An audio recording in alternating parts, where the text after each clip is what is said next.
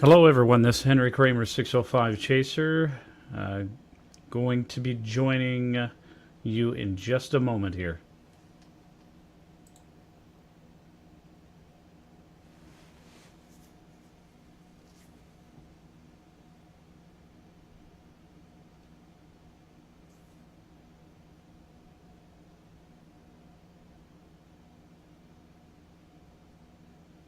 Just waiting for a few folks to join.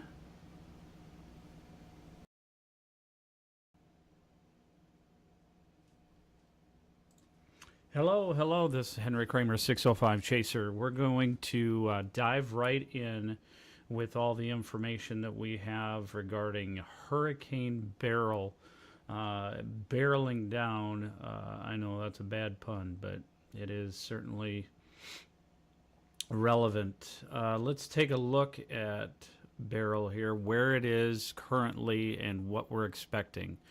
All right, so Beryl currently is over by St. George, that's Grenada area, the islands there. Barreling down is a Category 4, 150 mile an hour winds, west-northwest movement, 959 millibars. That is as of 7 a.m. And then we're continuing to expect it to stay on the same track, continuing to stay on the same track in a northeasterly direction.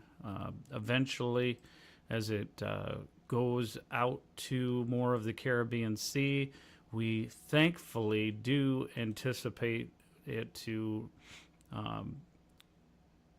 reduce its winds and its intensity. As you can see, forecast time here for tomorrow around 1 p.m. is expecting to go just below that Category 4 to a Category 3 hurricane. And then as it approaches the Kingston, Montego Bay area of Jamaica, it will be a high Category 2. As you can see, 125 miles per hour. That's on the 3rd. May even have some forecasted winds already kicking things up at as early as 1 a.m. on the 3rd. That's what's going on in the tropics. And as you can see, the track there, I do want to mention that we have over the next week for the tropics, we do have the 7-day outlook does show there's a 60% chance or a medium overall chance of additional development down here. Certainly going to be a very, very busy season for areas in the tropics. Let's go back home and figure out what's going on with this weather. We're going to take a dive in here. We do currently have the HRRR weather model that was updated this morning about 7 a.m. Let me go to that one. There we go. So this is the latest information that we have. As you can see, this would be an estimate of where everything is currently. Just to give you a perspective, if we put this into a single site radar here, as you can see, this is current. There are plenty of nice, cooler temps at this time, upper 60s, mid 60s, depending on where you're at. And then even up in the cities area, Twin Cities, we have 61 and so upper 50s. So much cooler air with that front that had passed. And let's go back to our HRRR weather model.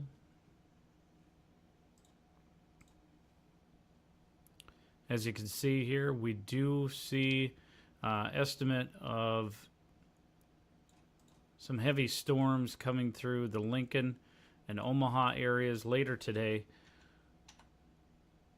And as we progress through the morning and early afternoon hours, they get more spotty, isolated, nothing real severe expected. However, once we get moving towards the later evening or early evening, later afternoon, we can certainly see how it's picking up on some heavier bands of rain out to the west, northwest here in central South Dakota. And if we zoom back out, as you can see, these line of showers and thunderstorms making a linear supercell, probably a wind event is what we're expecting here, and continuing to move off into an easterly direction, primarily up in North Dakota. We have more of those showers, and then a little split up in between South Dakota and North Dakota and Nebraska area for those storms and showers. Then the development continues down in Nebraska area, and we eventually try to see additional development to the south central part of South Dakota today. As we progress along here, we can see around 11 p.m. the northwest part of Iowa, areas that definitely do not need more of that moisture are going to receive additional moisture. With 56 dBz, we do have pretty intense rainfall rates there. And let's take a look at those rainfall rates. So this is up through midnight is what we show at this point. So let's take a quick peek at the precipitation, total precipitation between the update that we had here today at 7 a.m. and now. All right, and midnight, I apologize. So we do show west of Norfolk, those folks are going to have somewhere in the vicinity of 4 inches. That may be overdoing it a little bit. So anywhere from 3 to 4 inches of rain. Definitely some areas that don't need it. Sioux City area expecting somewhere between 2.5 inches of rain, 2 to 2.5 inches of rain. And our Sioux Falls friends, really not expecting a whole lot through midnight, but I believe if we take a look at the other weather models, we'll probably be able to see a little bit more increased precip in the overnight hours.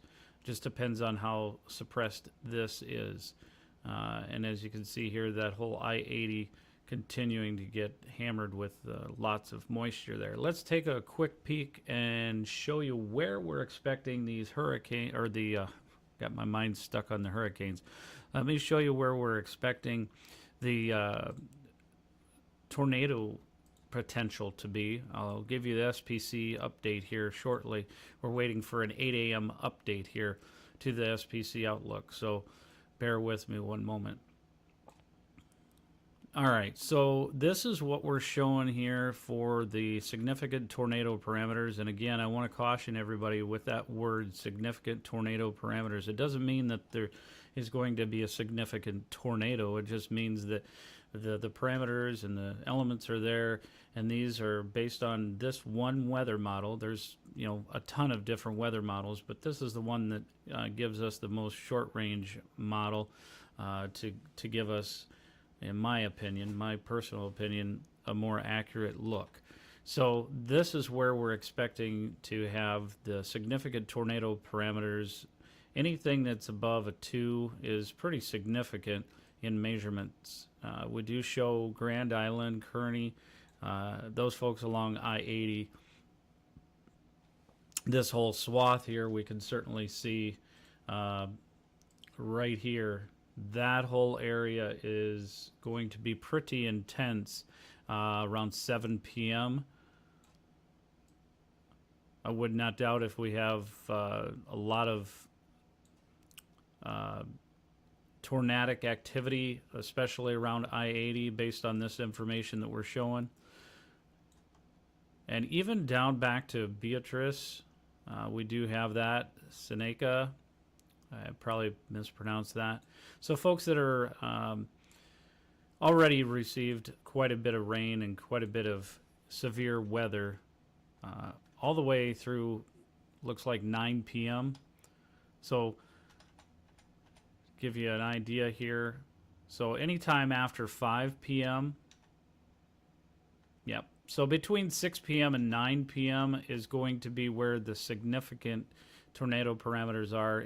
If you're traveling anywhere along I-80, heading up maybe over to Denver, that type of thing, and having to drop down from South Dakota, Even, oh, I didn't even notice this, but even just south of Valentine, some things try to get going with that significant tornado parameters. And then let's take a look at our SIN, which would be CIN, convective inhibition numbers, if we have those. All right, so we do have those around 9 p.m. What this is in weather education would be the lower the negative number. I apologize. So 0 would mean really there's no cap. Let me take this numbers thing off here.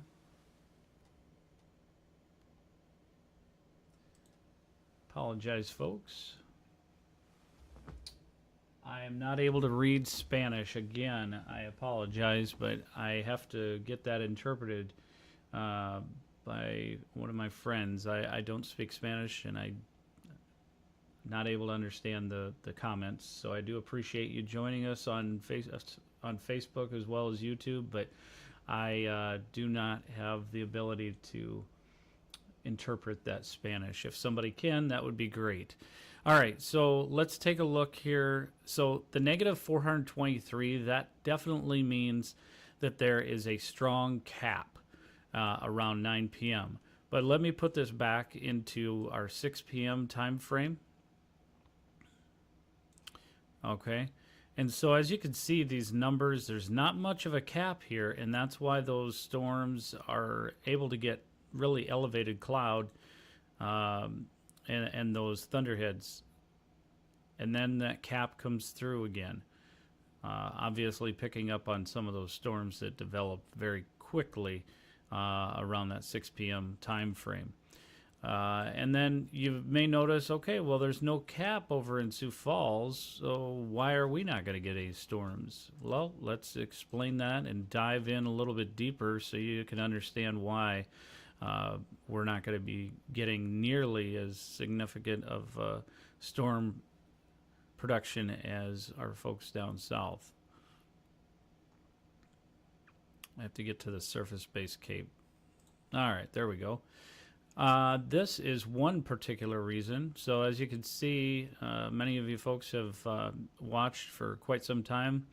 You need somewhere between 1,500 joules per kilogram, and we got like 10. So there's not enough energy and development there, all the parameters that we need in order to get things moving.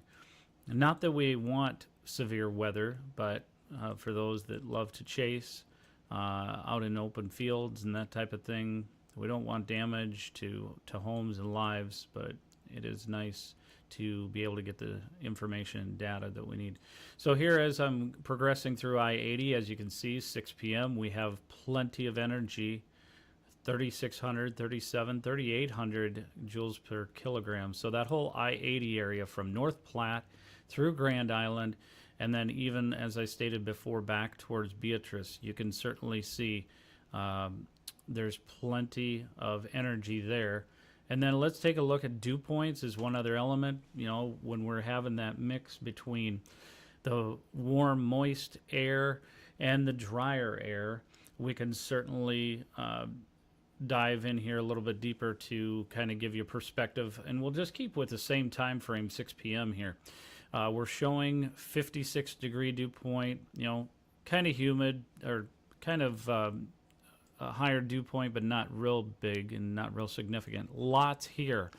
Let's take a look and see if we can go back and find where there's a significant difference between the higher dew point and the lower dew point, and that might be able to give us an idea of where things are initiating. So as you can see, right about here, around 4 p.m. So that would be when storm initiation is likely. We have the 51 degree dew point, and then we have 73 degree dew point up here. So 20 degree difference isn't huge, but it's enough of a difference for it to have that development. And then if we just switch right back to this here, that's where the initiation is, just starting 4 p.m. and then it's really starting to develop after 5, and then continuing there. So that is what we're showing there. And then the dew point, if I go back again to the dew point up in Sioux Falls area, as you can see, it is going to be kind of muggy, but not excessive, primarily because the high today is expected to be around 68 degrees, and then low 60s for overnight. All right, that is the latest information that we have, and let me take a look. I've got our friend, not able to see that quite as well as I wanted to. 1 second here. It's one thing, I'm getting old. I can't see the comments as well as I wanted to.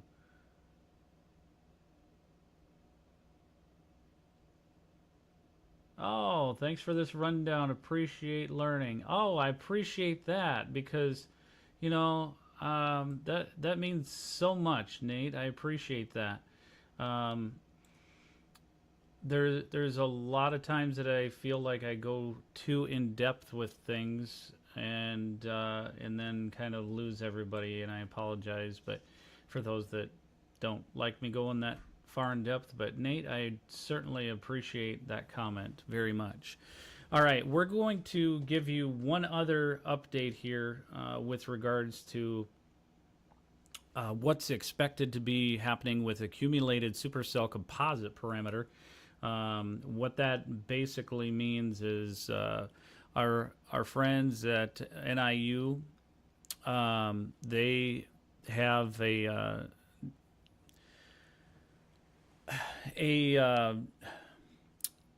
basically a model that they use to be able to kind of predict where the supercell activity for an extended period of time is expected. And let me see if I can get that pulled up here. Oops, we don't want to do that. There we go. All right, so this is week of July 1st through July 7th. As you can tell here, it certainly is picking up on this red here. That's those supercells, and then even over to our friends in western Kansas, that would be there, expecting a lot of that development there. Let's take a quick peek at a little bit farther out, July 8th through the 14th. As you can see, still some strong development. Our folks up in southern Canada certainly can see some likelihood of development there. And then Nebraska again. When is this all going to end finally, right? That's what we really want to find out. Well, we're looking at July 15th through the 21st. As you can see, the supercell composite parameter does show that it's less likely. You know, the lower we get for these numbers, the blues and the greens, that means it's less likely to have those supercells developing there. So there's the 8th through the 14th, still some there, but not nearly as significant as it is this week. And I believe this is primarily picking up on today as well as Thursday's development. All right, let's take a look and see real quick if the SPC has things updated for us real quick.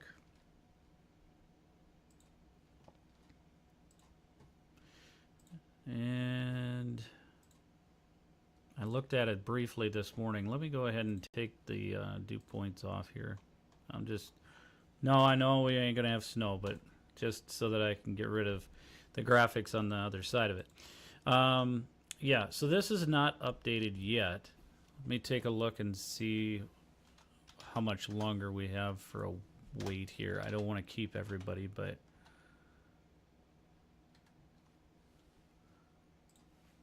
Hey, Nate, you can come say hi. Hi.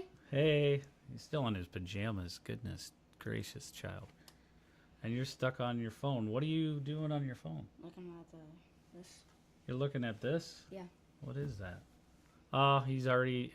You know, he's got a phone that doesn't have service unless he's on Wi-Fi, but the dude still wants to go crazy with the weather. So, good job, Nate. All right. Okay, so it looks like day one convective outlook did get updated 4 minutes ago. So I am going based off of this information here. We do have slight risk for development. Areas of damaging winds and sporadic hail will be possible today across the northern central plains centered over Nebraska and South Dakota.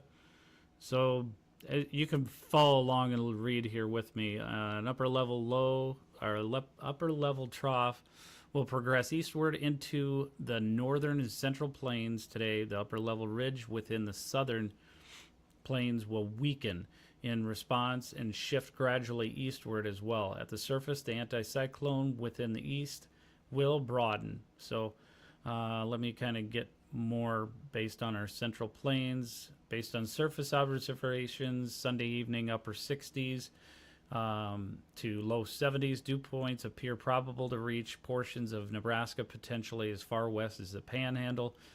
Though some form of convection currently in eastern Colorado, western Nebraska may be ongoing early in the day Monday, this activity is forecast to weaken and move east. All right, so let's take a look at the tornado outlook here for today and see if that update has anything. No. Be careful, we're live. No, but we're still not in it. Dude, we don't want tornadoes. I want tornadoes. Why? Because I want to chase them and then get in them. No, you're not going to get in a tornado. You have to have a special vehicle for that, buddy. All right. Admire the... Hey, Nate said hi. Huh? Nate said hi. Hi. So, 5% is what we have for the tornado outlook here based on the SPC. I'm just going to double check things to make sure that nothing has changed here. No. Okay. It looks like with day one convective, I was looking at the actual Storm Prediction Center website here to confirm that these graphics are updated. So then we have our 2% risk for areas in the green here. And then if we take a look quick at the wind, here's the wind threat, folks. We do have a hatched area, Broken Bow all the way over to Lincoln and Omaha, Fremont, Columbus, Norfolk, even just south of Sioux City, a hatched area. What that means is it's a 30% risk, so an elevated risk in these areas that's in this swath of the swath. He loves your enthusiasm. Yeah, it can be interesting for sure, Nate. All right, so Valentine, Nebraska, we have that 15% risk, and all the way up through central South Dakota, and even portions of south central North Dakota. Let's take a quick peek at our hail threat, buddy. That is a... 15. Ooh, we no longer have the significant... No, because... What happened? It got decreased. Yes, it did get decreased. So the hail risk is still there, but it yesterday, as some of you folks may have seen, yesterday it was showing a hatched area here for the same Grand Island, Lincoln area. So there was a significant hail threat. So less of a hail threat, but still a high threat nonetheless. So this whole area in the yellow is main primary threat for those are going to be hail. And then off to folks to the east of Omaha area and to the west of Gillette would expect to have less of a chance of hail. Let's take a look now at the excessive rain outlook, should we? Yeah, not that. I know. Where is it, buddy? Good job. Do we look at day one? Yep. Okay. We're still Ooh, in where is day two? Oh, day 2. we're getting jumping ahead, aren't we? Yeah. All right, so we're showing the excessive rainfall outlook. This basically means where the greatest risk for excessive rainfall, a lot of rain. So Sioux Falls even is in that yet because of the fact that overnight showers for tonight, overnight, those rain showers Ew, could what? become excessive. There is enough of a risk. So this would be a Nate. What is this? A slight risk is a what? 2 out of 5. 2 out of 5. Mm-hmm. 2 out of 5. Let's look at the legend. At least Ooh, 15. 2 out of 4. Oh yeah, You're- because of the. Yeah, they have less, But right? the outlook is. Yeah, the outlook is 2 out of 5. Yeah. Good job, buddy. All right, and then if we take a look at day 2, just for perspective and going a little further, we do see those excessive rainfall outlook does push off to the east, even to the areas of Wisconsin. So lots of moisture, nothing new. I'm really going to have to find out how to speak Spanish. I can't figure out Spanish, buddy. I'm not good at Spanish. So sorry, folks.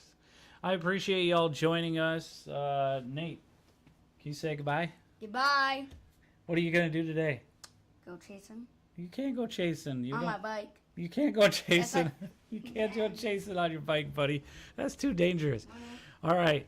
So y'all have a great day. I appreciate y'all joining us, and we will talk to you tomorrow. I'll give another update. I got to work my full-time job today, so unfortunately I won't be able to chase down in Nebraska. Maybe I'll be able to get our partners to give us some information on what's going on down there. If I am able to get some images texted to me from our partners down in Nebraska for chasing, then I will certainly post those on our Facebook page. And other than that, this is all we have for today. Again, be safe out there. God bless y'all. And we'll have additional updates throughout the day as much as possible. If anything significant looks to hit Sioux Falls area, and kind of that southeastern part of South Dakota, even to Sioux City, I will certainly update folks as quickly as we possibly can. You and I are partners, right, buddy? Yeah. Give me a high five. All right. Can you say bye? Bye. You're too enthused on that. Have a great one, guys.